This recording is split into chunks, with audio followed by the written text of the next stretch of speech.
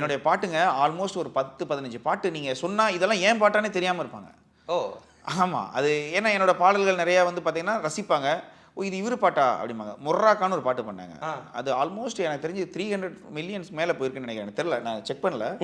அந்த பாட்டு நான் தான் பண்ணேனா தெரியாது. அதே மாதிரி இப்ப கண்ணே கண்ணே ஒன்ன தூக்கி அயோக்கியால ஒரு பாட்டு. அது ரொம்ப ஃபேவரட். அது அனிருத் பாட்டுன்னு நினைச்சிட்டு இருக்காங்க நிறைய பேர். அது ஏன்னா அனிருத் அவர் எனக்கு பாடியிருக்காரு. அவர் பாடினதுனால தான் அந்த பாட்டு ஹிட். அது வேற விஷயம். இப்ப அவரு எனக்கு பாடின எல்லா பாட்டுமே எனக்கு ஹிட் ஆகுது. எப்படி ஹிட் ஆகுதுன்னா கண்ணம்மா ஒன்ன, யாஞ்சி. அவர் பாடின எல்லா பாட்டுமே எனக்கு ஹிட் ஆகுது.